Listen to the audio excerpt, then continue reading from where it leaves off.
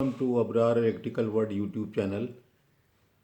हमारा जो इस वक्त मौजू है वो ये है कि बस बार प्रोटेक्शन क्यों ज़रूरी है और क्यों नहीं ज़रूरी है। इसमें दो व्यूज़ होते हैं कि क्यों ज़रूरी है और क्यों नहीं ज़रूरी है।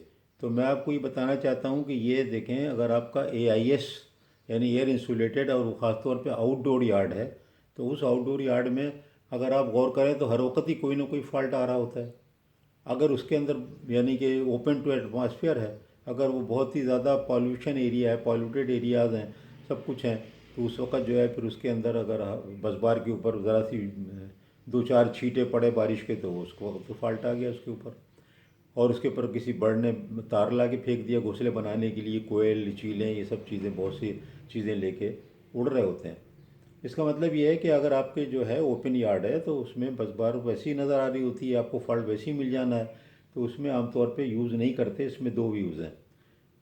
और अगर GIS है तो बिल्कुल इनक्लोज्ड है। और बस बार के केस में जो है ये कोई ज़रूरी नहीं है कि कोई एक्सटर्नल इंग्रेशन हो, कोई एक्सटर्नल एग्रेशन की ज़रूरत ही नहीं है। अंदर अगर कोई फेलियर होगा इंसुलेटर में या गैस में या कोई चीज़ होगी ऐसी, तो उस वक्त भी फेलियर होगा, तो वहाँ पर ज़्यादा ज़रूरी है।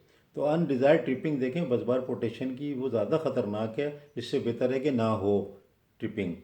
और क्योंकि बस बार का मतलब ही फ़र्ज़ करें कोई बहुत ही इंपॉर्टेंट आपका स्टेशन है और जो कि दो सिस्टम को इंटीग्रेट कर रहा है, इंटरकनेक्ट कर रहा है, और वहाँ पर आपको बस बार प्रोटेक्शन जो है अगर आप ओपन में लगा दें तो वो आपको हर महीने में एक आध ट्रिपिंग हो जाएगी। तो इसका मतलब है कि वो अगर फ़र्ज़ करो कि वापडा और KE का इंटरकनेक्शन है, NKI ग्रिड है, वो अगर इस तरह से वो GIS है खैर, लेकिन अगर वो ओपन यार्ड हो और वहाँ पर वो इस तरह बस बार प्रोटेक्शन हो, तो क्या होगा, पाकिस्तानी का सिस्टम बैठ जाएगा हर हफ्ते, क्योंकि वो तो फॉल्ट आना है, समंदर से भी करीब है वो एरिया।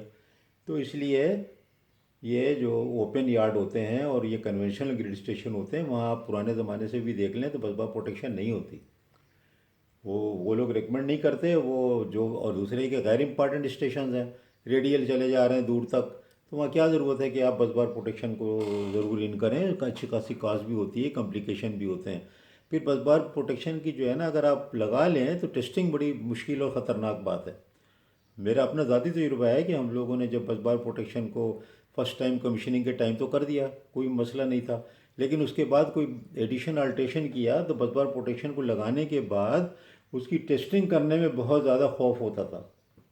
और बाज़ औक़ात करी गई है, बाज़ औक़ात नहीं की गई, क्योंकि अगर वो आपने कोई भी ज़रा सी स्कीम में गलती कर दी है और आपने एडिशन के बाद एक बस बार प्रोटेक्शन को भी एक्सटेंड कर दिया और उसके बाद आपने ट्रिपिंग सिग्नल दे दिया, बाईपास आपने सारे कर दिए ट्रिपिंग, लेकिन अगर नहीं हो, कोई माल ऑपरेशन हो गया, फिर तो मालूम हो कोई ऐसी लाइंस और ऐसे ब्रेकर ट्रिप हो गए जो कि पूरे का पूरा सिस्टम जो था, या 50% सिस्टम आपका आउट आउट हो गया, ऑफ हो गया, और ब्लैक आउट हो गया, ब्राउन आउट हो गया। तो ये बस बार प्रोटेक्शन की टेस्टिंग भी आसान काम नहीं है, ये बड़ी मुश्किल काम होती है। हम लोगों ने कई दफ़ा करी और कई दफ़ा नहीं करी करी की, ताकि अगर कभी जब बस बार फॉल्ट आएगा जो खुद ही पता लग जाएगा, बजाय कि मैन मेड जो है कोई ना कोई फॉल्ट डाल दें उसके अंदर।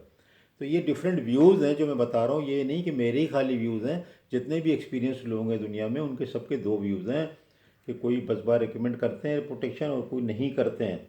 लेकिन बहरहाल जहाँ GIS की बात हो इंडोर की, जहाँ के एक्सटर्नल कोई मामलात नहीं है, वहाँ पर बस बार प्रोटेक्शन को होना चाहिए, वो बेहतर है।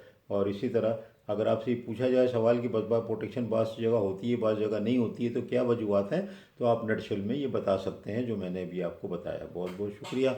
आप इसको शेयर कर लें, सब्सक्राइब कर दें, लोगों के फ़ायदे के लिए मैं ये वीडियोज़ बना